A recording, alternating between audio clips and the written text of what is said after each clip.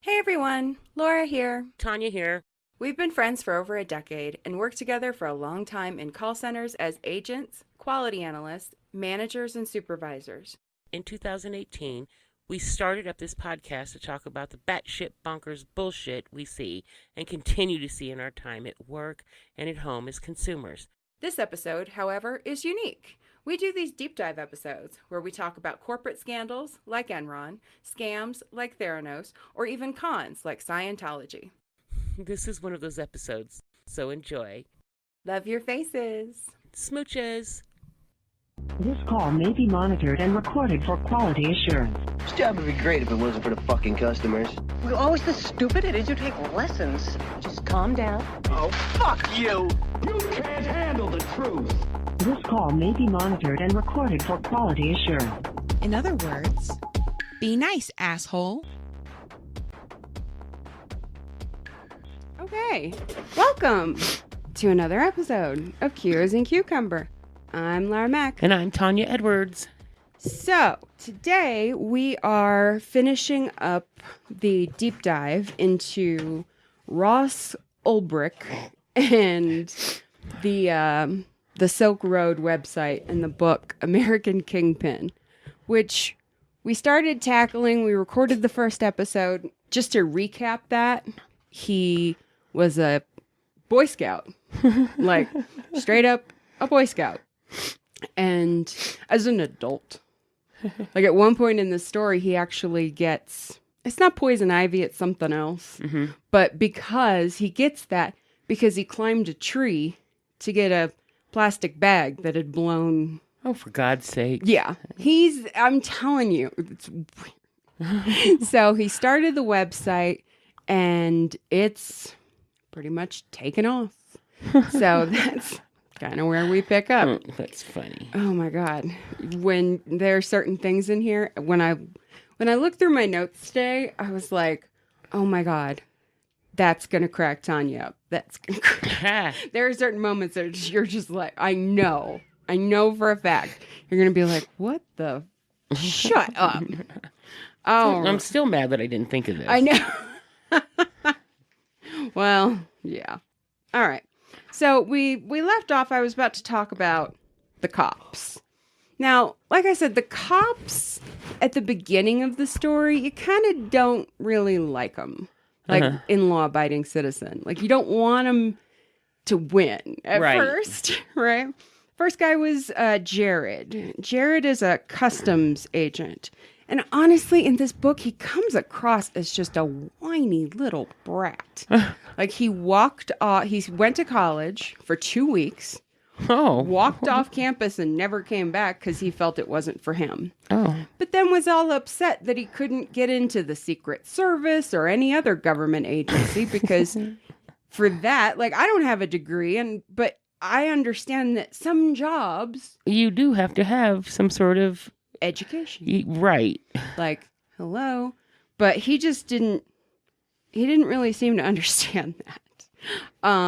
He finally got a job in customs and he was put on finding this drug called khat. Apparently, but cops apparently don't spend a lot of time like even trying to bust people for it. It's not even really worth it for them. But he developed a profiling system and it worked. Barney Fife has way too much time on his hands. Yeah, it worked. But he's the one who found the one pink pill. Went and spoke to the recipient, the roommate, all that other stuff I told you about, right? Second cop is Carl Force. This man was saved by Jesus. Oh, Lordy. For years, he was an undercover agent. But unfortunately, as an undercover agent, he became a junkie.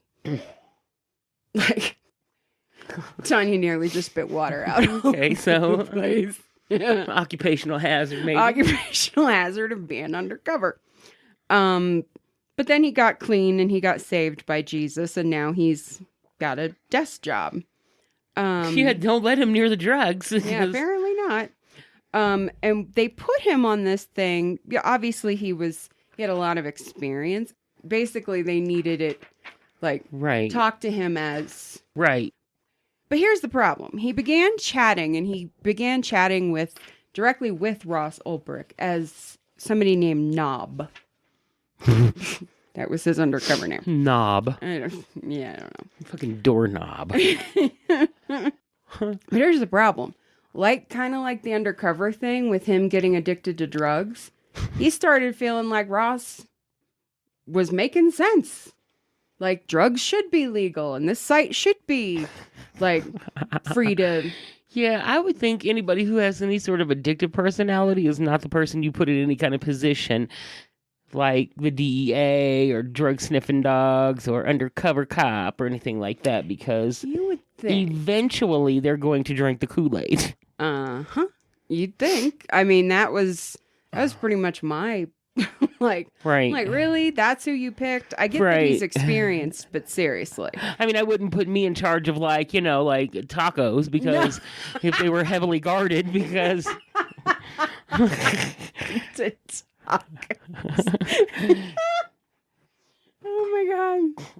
Oh my god.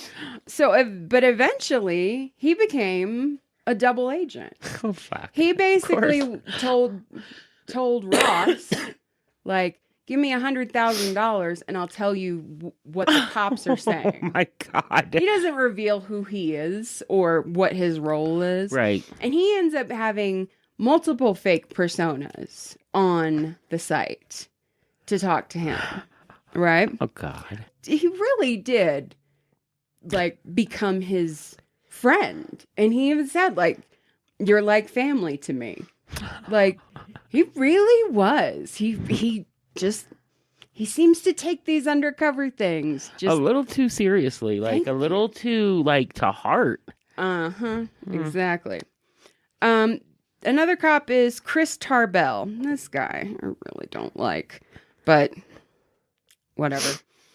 He sounds like one of these assholes that you're just like, oh my god, shut up. He would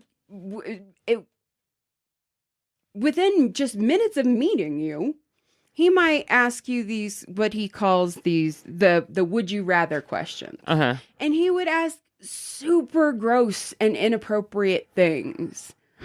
Like, would you rather have sex with your mother or your grandmother? Oh my god, ew. Just gross. That wasn't an example in the book, but it was he's just one of these people. And the other thing, he's got this weird hazing ritual with new people that join the team, that they've got to drink a shot glass of pickle juice, which is super gross. What? It's gross. Was he a fucking frat boy that's only 12? Kind of. He kind of is just a total frat boy that you're just shut up. Oh, just God. kind of annoying. Then here's the guy that I really like in this story. His name's Gary Alford. Gary was an IRS agent and basically was follow the money. Right. Gary picked up on the fact that during the Son of Sam hunt, they found him with parking tickets. Right?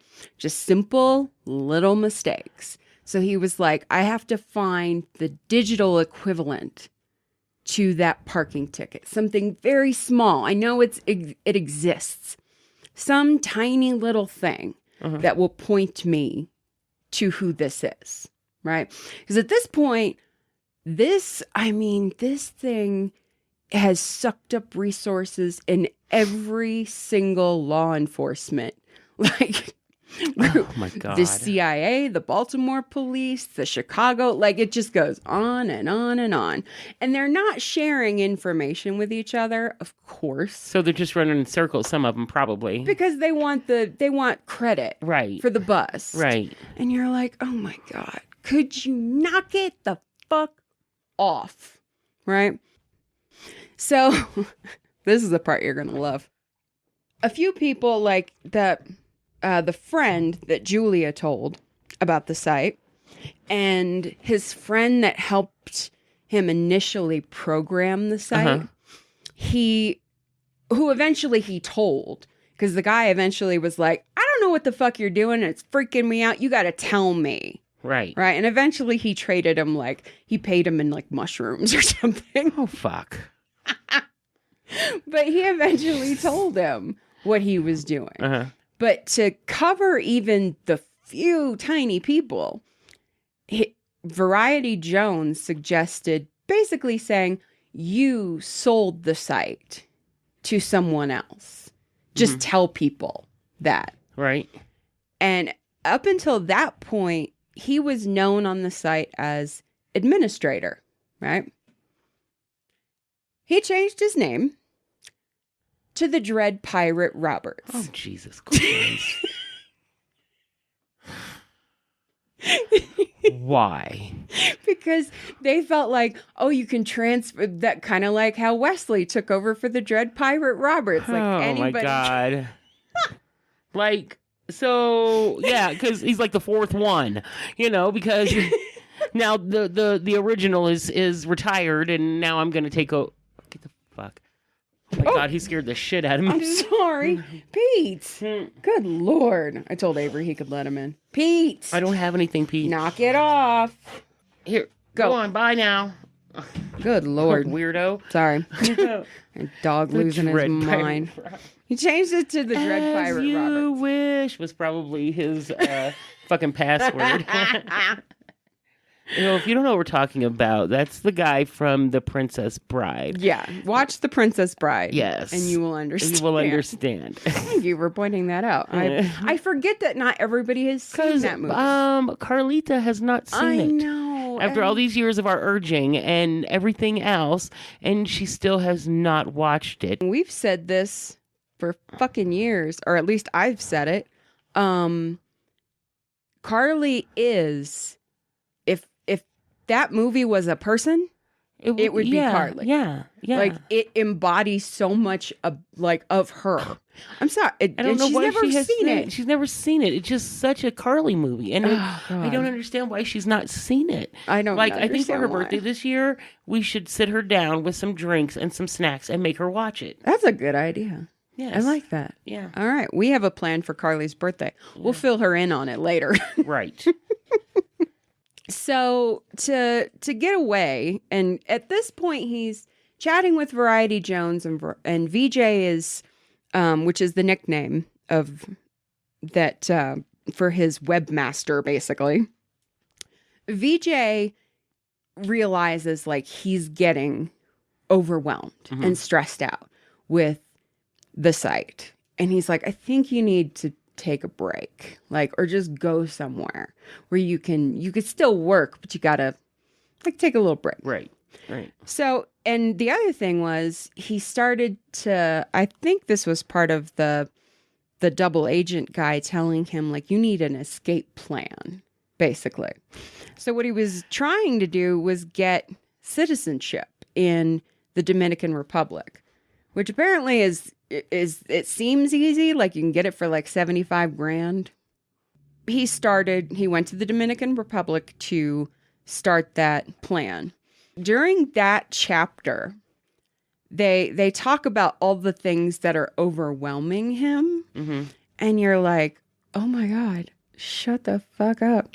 So the customer support tickets were overwhelming.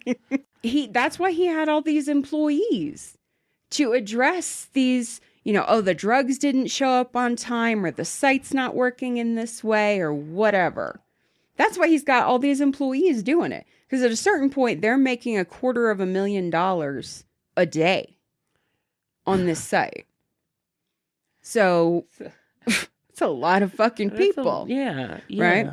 So the customer support tickets, the site, this was weird to me. I think it's obviously because I didn't see it. I don't understand why this was such a big deal. But apparently it was. Customers were upset when guns started to be being sold on the site because they're like, I don't want to be tripping over these guns while I'm looking for my drugs. And vice versa. The gun people were like, I don't want to be looking at these drugs when I just need my guns. I don't know why. I don't know if he had, understand. like, specials, like if you buy an AK, you get a free ounce. It did. Like There was a guy that you joked about it in the last episode, like buy 9 get the 10th free. They actually had that. I mean, because at the dispensaries that we have, like they have like free joint Tuesday or whatever, and they have like rewards programs like King Supers and shit, you know, where you get like points and shit. And kind of. Shut up. I'm still pissed off I didn't think of this. I'm just annoyed. So he's dealing with customer support tickets, the feds, the whiny little bitches, and it actually says he had customer support tickets, hackers, feds to deal with, and employees to inspire. How much was he paying these people? Probably. That should inspire them. I don't know. It actually doesn't say, but I want to know how much they were getting paid to work for him. And was this something you like got a W-2 for? Like, no, of course not. You couldn't. I can't even imagine. Couldn't. Like, no. It's not like you were working for like, you know, some sort of pharmacy online or something, you know, or a pharmaceutical company online. All right. Well, the other reason that he wanted to go to the Dominican Republic is basically a place to stash his cash, because at that point he had over $75 million. And he's still living. At the end of the book, when they catch him, still living they're out of like, a fucking garbage bag. Yeah. Fucking guy. They were like, this kid who's living in a 1,200 square foot apartment with a roommate has cable. What? Eating ramen and shit. Like a bunch of fucking 19-year-olds working at Burger King. The fuck? But you got garbage bags full of fucking clothes, but a floorboard full of fucking money. So what the fuck? Oh my God. Then they started getting attacked by hackers who would basically make the site unusable and say, you've got to give me $10,000. Oh, for fuck's sake. Right? And then it would go up to 25 and he would just pay it, right? But eventually they got greedy. Mm-hmm. We'll touch back on that. But it actually says this in the book. He sicked his lieutenant programmer, which apparently was the job title. Lieutenant programmer. On these people. Captain programmer. Mm-hmm. I think that sounds better. Da, da, da. I'm Captain programmer. This was run. It's so funny that you just mentioned, because Tanya hasn't seen any of this. It's so funny that you just mentioned like a rewards system and like points or whatever. He actually started a Silk Road book club and movie night. Fuck off, I swear. I'm so fucking through with this guy. You're like, what fucking movies were they watching? Scarface? V for Vendetta. Oh. They were like, all at the same time, we'll all hit play and watch V for Vendetta. Because of its anti-government. Right. You know, people shouldn't be afraid of their government. Government should be afraid of their people. Right. Thing. Yeah. She was giving Oprah a run for her money with that book club, I bet. Yeah, what the fuck? I mean... Yeah. I get it. I mean, that's, you know, he had every base covered, really. All of it. Mm-hmm. He had all of it covered. Yeah. He was smart. That is smart. I mean, it is smart. It is smart. I just can't see, like, Rocky Mountain Pharmaceuticals down the street from my house hosting a fucking movie night or, you know, or anything, but... They didn't give any examples of, like, what the book club was, but they just said that it did exist. And I'm like, I was like, how does the book club work? Like, okay. I mean, I'm sure that there's some anti-government sort of, you know, V for Vendetta type of books out there. I'm sure of it. So what do they create? Like an online forum, like a group chat or something, and everybody talks about it once a week? I don't know. Well, here's the thing: is there are those pages where people are like, he created like a chat page for everybody where they could, especially with the gun sales. I mean, they're so a lot of those gun nuts, my son included, are so fucking anti-government. You stay out of my business. They want to take my guns. Blah blah blah. And I'll buy one online. Fuck them. Blah, blah, blah, you know, that kind of shit. So yeah, I kind of see that, but. That's fucking weird. So eventually, now here's the thing. Eventually, his employees would monitor what is actually posted for sale on the site. And they message him one day. One of them messages him and it's like, can we sell organs? I got one good kidney. I'd like to rehome. I'd like to rehome. Meet me with your scalpel and a bag of ice at my house, and we'll get this thing done. What the fuck? He said that for a Chinese kidney was $60K, but for a white person's kidney it was $250K. Okay, so let me just tell you. So everybody knows Sophia's going to Paris in March, right? And the whole reason I really wanted to go is because I've seen those Hostel movies and I'm just so freaked out thinking my kid's going to end up in a bathtub in France somewhere with one kidney in a bathtub full of ice. And that's why I really wanted to go because I was afraid of that, right? Mm-hmm. So I went to go see my doctor the other day and we were talking and she was like, so you're not going to be able to go? You know, I was like, yeah, we already postponed it, but my daughter's still going to go. I said, I'm still... Oh, okay. I was like, so, you know, I'm still a little freaked out about it, you know. Yeah. And I started telling her about why, and she was like, let me tell you. Oh, God. Don't make it worse, doctor. Don't make it worse. Oh, no, she made it worse, didn't she? Oh, Jesus. A friend of hers, but this happened in the States, said he went to a bar. He was a cop.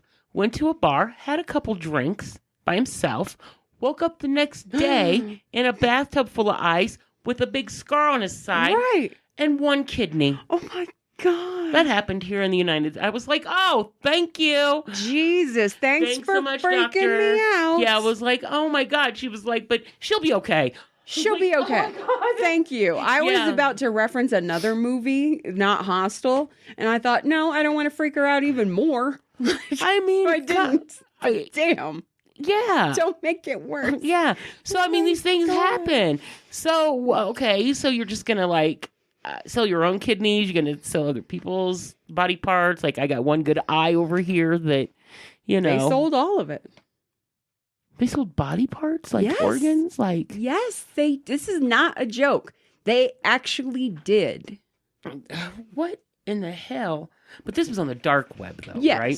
Mm-hmm. So that shit is freaky in itself. Well, and his thing you can buy people, you can buy fucking everything on there. I know. That's Nathan and I were talking about that this morning. He's like, you can literally buy like a child slave. Right. I'm like, ugh. Oh, yeah. You could buy anything on there. Like, it's oh my God. It just... So... it makes my skin crawl. So, you know, the guns, the drugs, okay, you know, that's kind of funny. But then when you get into, like, selling human organs, like, what? Are you, like, hitting up the fucking local mortuary? Or, you know, or are you, like, drugging bitches at the club on Saturday nights? I have no idea. And taking their pancreas? What are you doing? Oh my! Well, at one point, when they're asking him, like, can we sell this? Can we sell that? Blah, blah, blah. He views himself, like one of his employees says, this is the black market after all. Like, duh. And his thought process was, yes, it's the black market that we are bringing organization and civility to. Oh, well, pinky up, bitches. Like, pinky up, bitch.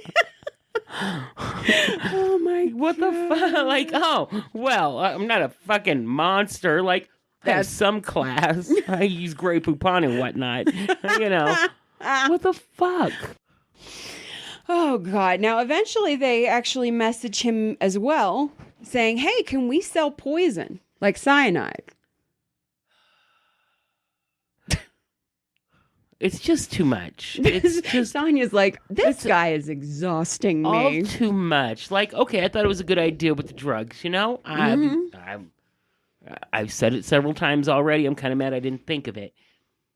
But, okay, now we're selling people parts. We're selling fucking, you know, guns. We're selling poison? Like, cyanide? Eventually. Like, ricin? Like, what else? I mean... Come on. What's next? Nuclear codes? Like, I mean... You know what's next?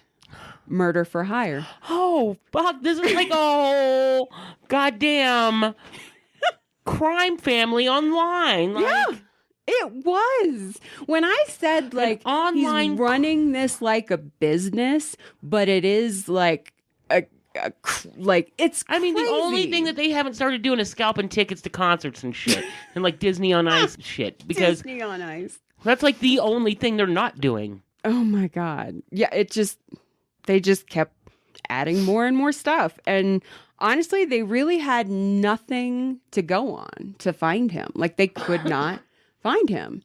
But eventually what they did was they got a hold of this guy named Curtis Green. I feel really bad for this guy. And I feel so bad, like, and I wasn't the only one. The judge in his case let him off because of what the cops did to him. Oh my god. Which should tell you a lot. They organized a sale of a kilo of Coke. Which right? is really the least of their fucking problem at this point. But they were just trying to get a hold of the person who was going to If take you buy the 1 drugs. kilo of Coke, we throw in a free nose for you since you're gonna fuck yours up. Some new sinus cavities or something. Oh my God. And- So they were using it to try to get a hold of one of his employees.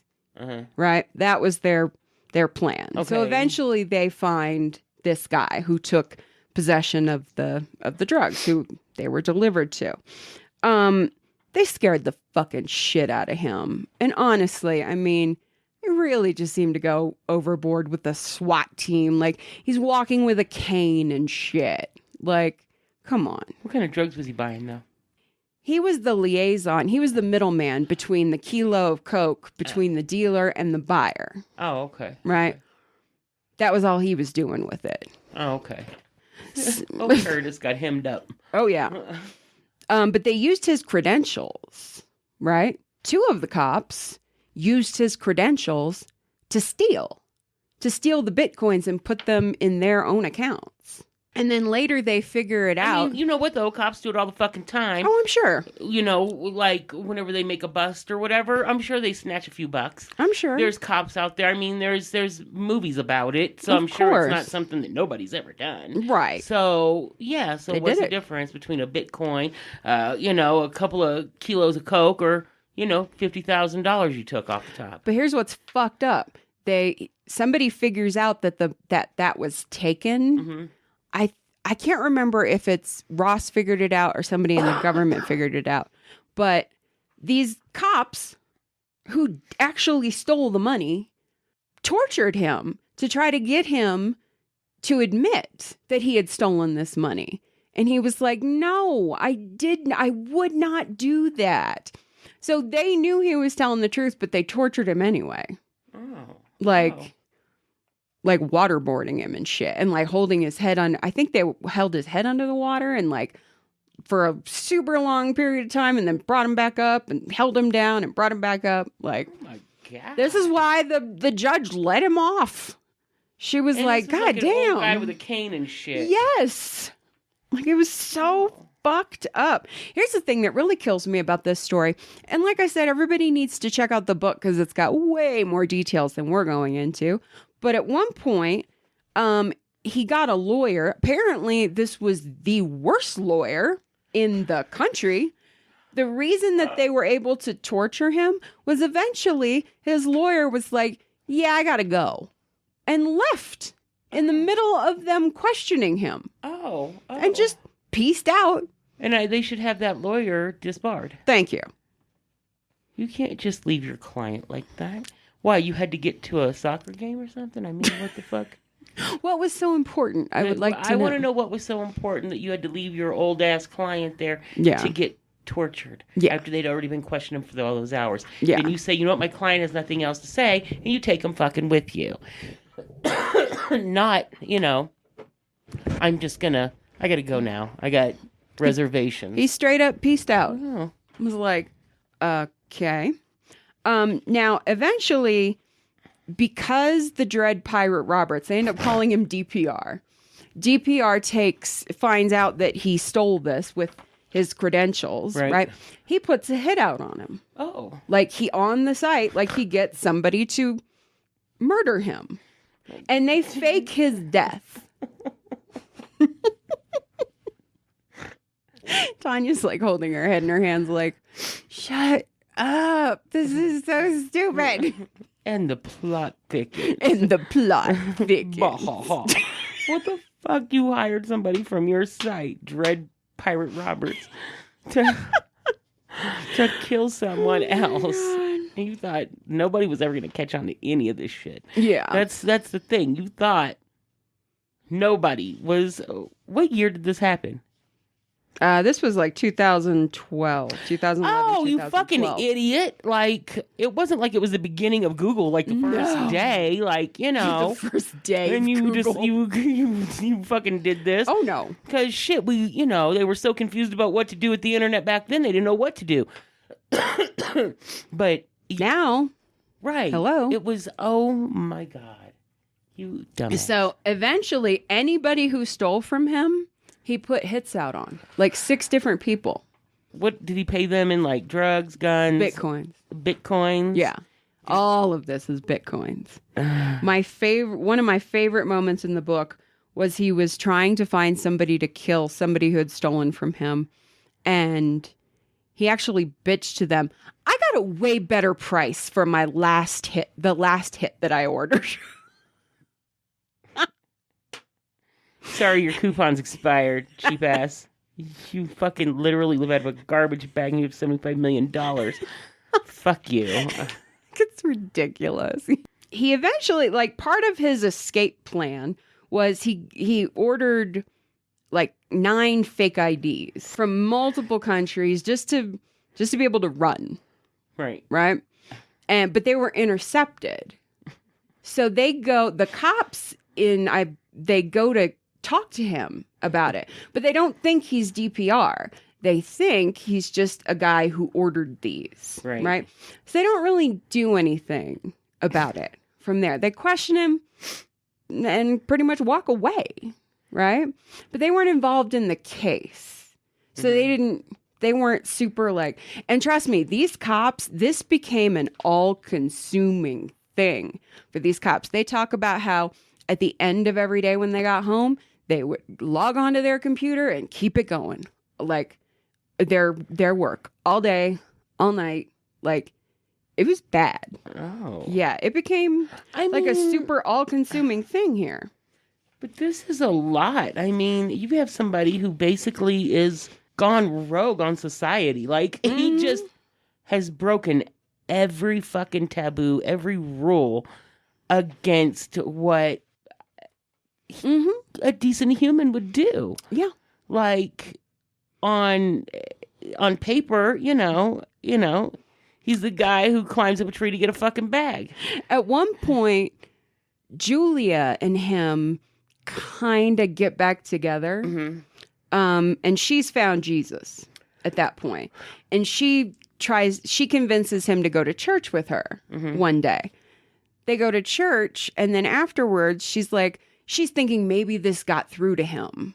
Like, because she wants him to... He's probably trying to figure out a way to sell exorcisms and holy water on the fucking black market. But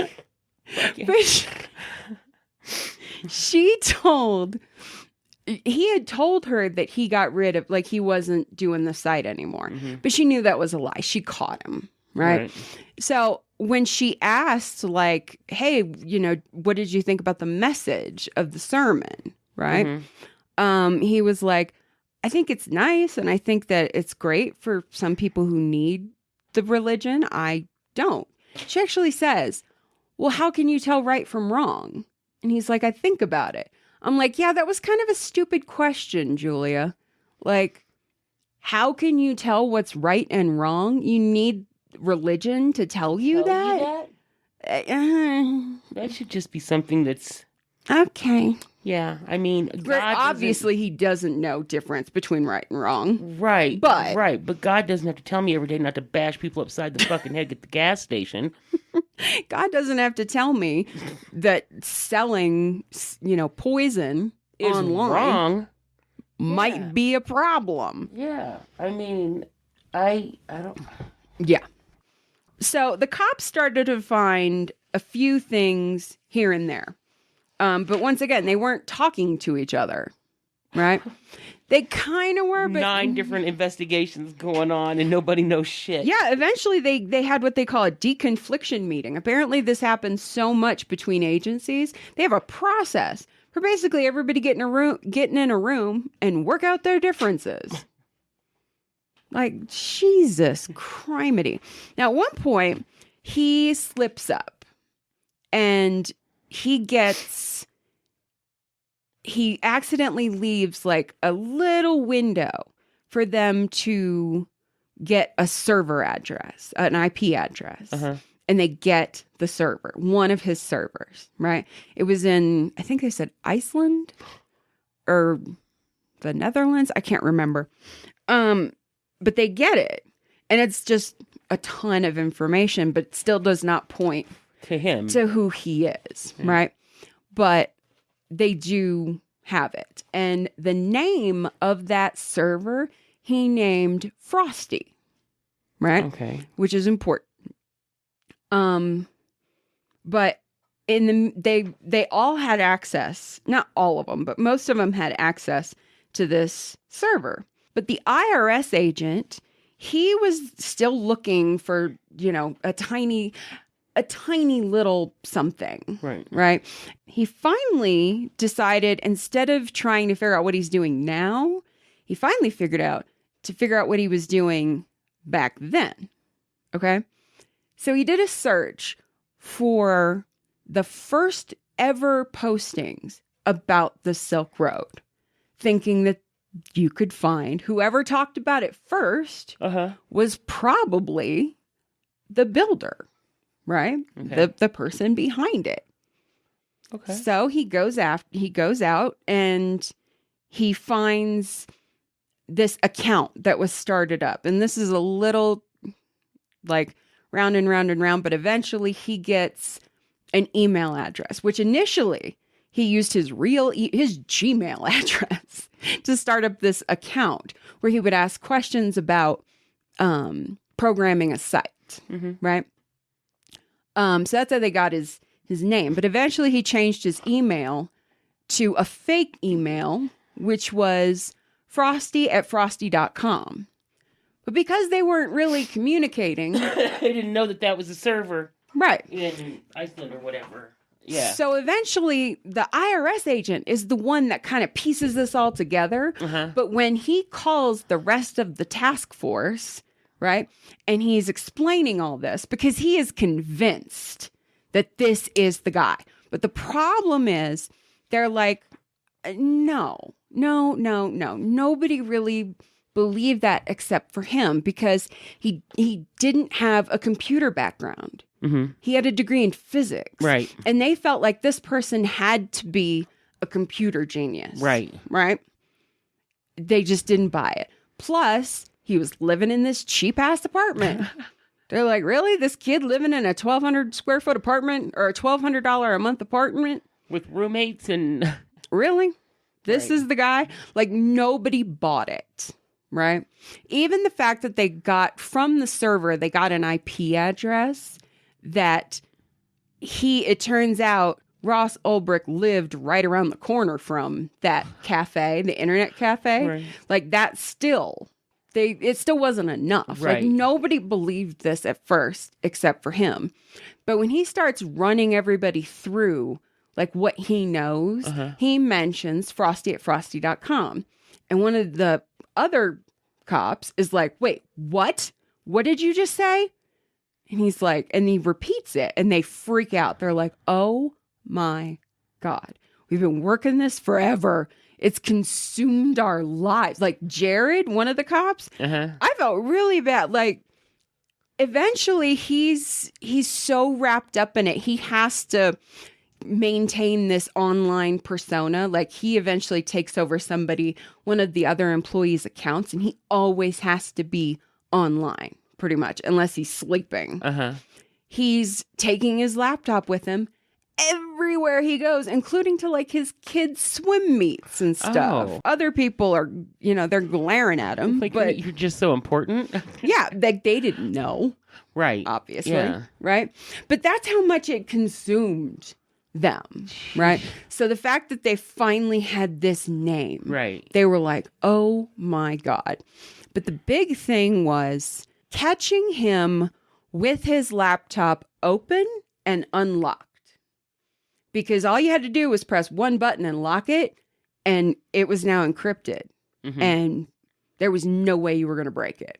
Right? So they needed to arrest him with it unlocked. The FBI wasn't willing to risk it because they were like, we don't want to put agents at risk just for a computer to be unlocked. They really just didn't understand how important this really was. So they beg and plead, and they're like, please, no, please, please, please. We have to get this. Like, to make the case, we have to get this. Right. And eventually, the FBI agrees to hold off for one day. Mm-hmm. They're like, you have a day to see how you can bring him in. Right. With the computer unlocked. So what they ended up doing was, because they knew they'd been watching him long enough, they saw him climb up the tree for the trash, right? They kind of figured out, like, oh, he is a Boy Scout, right? Uh-huh. So they staged a fight to make it look like this guy was attacking this woman right in front of him, right? Which made him step away from his computer, just far enough from his computer, Right. just far enough that they could snatch it. And they did. And they arrested him. Like, there it was. All there, right? And they're sitting here, like, constantly touching it, like, trying to make sure it doesn't lock up. Right. They're freaking out. Like, oh my God, oh my God, oh my God, right? But he's still playing this, I was the one who created the site, but I sold it to someone. I just look at it, like, blah, blah, blah. Like, he's still trying Right. to sell this Dread Pie Roberts thing. Jesus Christ. But shortly after he's arrested, Chris Tarbell, one of the cops, he gets a frantic call from Jared, one of the other cops. And he's like screaming at him, your shit is online. He's like, what are you talking about? The Silk Road, it was in complete disarray. Everybody heard about his arrest, and people were trying to take revenge because they were like, no, we agree with this guy and he should be let go and he's a hero and blah, blah, blah. And they saw Chris Tarbell's name at the bottom, like supervising agent or whatever, Chris Tarbell. And they put his address, his kids' school address, his in-laws' house Everything. Yeah. And they were like, we need to destroy his family. It was all there. Oh my God. And they did the same thing to the judge. Like, Jesus Christ. Like, good Lord. God. Him and his wife, like, they sat down for dinner that night. Both of them had guns by them, like by their dinner plates. Oh. To this day, that woman walks around her house everywhere while she's folding laundry, everything, She's with strapped. a gun. She literally has a gun sitting in the laundry basket while she's folding laundry. You don't know what these I fucking feel nuts so are gonna bad do. for her. Yeah. That's horrible. Like, she has to spend the rest of her life like that. He left the agency, like, he works in private because she was like, this is enough. You need to stop. Like, I know you love this job, but goddamn, but still, if she's freaked, honestly, if we could do something for that woman, I would. Oh God. I can't even imagine. Like, that's you have to spend the rest of your life because your husband did his job. You have to spend the rest of your life in fear. That to me is kind of one of the most tragic stories That's of this awful. story. Like, you feel super bad that's for her. Oh God. But he hired a lawyer that actually defended and got people off, like terrorists, and have gotten them off. Like, he got this like high-powered, experienced lawyer, right? Now, they tried to find the murder victims, the people he had put hits out on, yeah. Apparently, they think that everybody who said they were going to murder somebody, they didn't. They just got money from him and didn't actually do it. Like, they couldn't, that's what they think. I mean, if he didn't have to see the whole body or something, I guess, you know. It'd be super easy to just trick him. Say, yeah, I killed him. Yeah, I killed him. It's done. Life is grand. So they couldn't find that. But what they did have, the other thing, this goes back to speaking to how fucking cocky he was. They had all the chats between him and a whole bunch of other people, right? To tie him back to. They also had his journal. Oh, and I'm sure he journaled all like this shit. Fucking 14-year-old girl. Yeah. Yeah. And they had it now. It just speaks to how cocky he was, that he felt like, yeah, I can journal this. Well, and he thought too, like, I do all these good deeds, I'm never going to get caught because I put the good karma out there. So now, maybe, you know, he's that kind of person. I don't know. To me, that's what it seems like. Yeah. So he really thought like he could get off for this, as basically saying, I was the person who built it, but I'm not the Dread Pirate Roberts. Right? He gets convicted of everything, and at his sentencing, basically what he said to the judge is, I've had my youth doing this shit, and I understand I need to accept the consequences. I understand if you can take my middle age and just give me my old age. Like, please, you make it so that I could possibly someday get out. Right? But they bring all these people in that have lost loved ones, like parents who lost their children to like drug overdoses and stuff. Yeah, and they reference one of the stories, this kid named Preston in Australia, a friend, like he was going to homecoming or prom or some kind of formal, and him and his friends got a room, and one of them showed up with one of those buy 9, get the 10th for free thing of this acid that they said is 60 times more powerful than LSD. Oh my God. He took one hit of it and like ran and fell off the balcony, like threw himself off the balcony. Oh my God. Like, it's tragic. But like, you want the judge to give you your old age. Yeah, that kid didn't get his old age. He didn't even get his young age. So thank you. Like fuck you. Exactly. Yeah. Kiss my ass.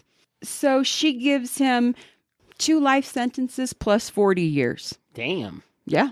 Damn. Good for her. Where's he in prison at? I don't know. I'm not sure. I can look that up.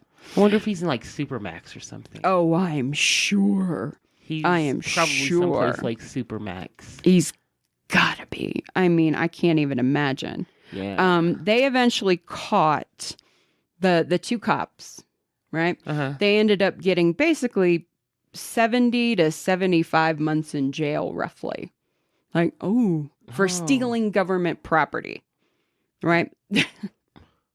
They let the Curtis Green guy go. Oh, okay. Right?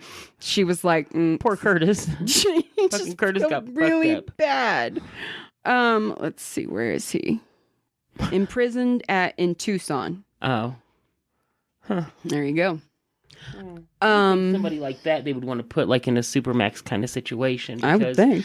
You don't want that person to have any parts of any sort of interwebs or... I mean, the fact that everybody was so passionate about it, they were willing to try to kill people like that like brought them children? down, like right, children, right. You're like, come on, to kill the family, the people that brought him down. Yeah, you're going to be in Supermax. Oh, so now you can't get any coke, a gun, or whatever you needed, a liver.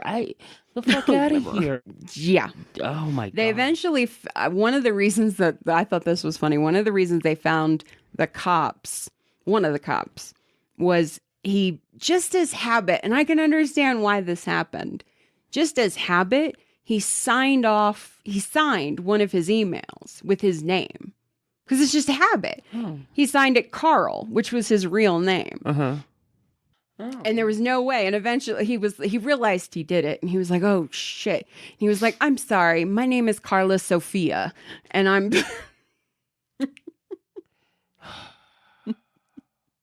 yeah. Oh, my God. But they went to jail.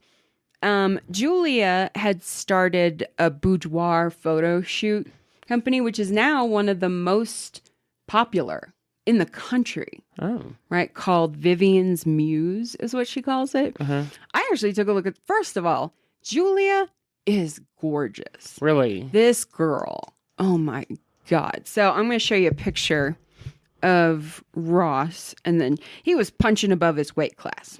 I'm going to say that. All right. So this is his, like, Okay. he's just kind of a blah white guy. Like, okay. Yeah, I mean, it's not somebody you would be like, oh, he's no McSteamy or, McSteamy or fucking, No. he's no Tom Hardy. Right? Oh, well, what? She's gorgeous. Yeah. Wow. She's gorgeous. Yeah, he really, he was punching above his weight class. Like, wow. good job. She must have a good heart. Yeah. But that's why when she first saw him, like I said in the last episode, like she thought he was homeless. She was like, "Go he away." Looks, looks like he would live out of a garbage scrawny bag. white guy. Yeah, like, he looks like he would live out of a garbage bag, like corduroys and shit. And... Totally. He actually won't speak to the press. So that's the story of American Kingpin. What the fuck can he say? I mean, yeah. What's he? You fucked up? Like, good job. You're gone forever. Like, right. I mean, I like I said, I was mad that I didn't think of this, but I would have only done like drugs, but I would not have gotten into like the black market and selling, body parts and fucking, hits on people and shit like that. That's nuts. Like, I think But he felt like I said, he was like, we're bringing order and civility to the black market.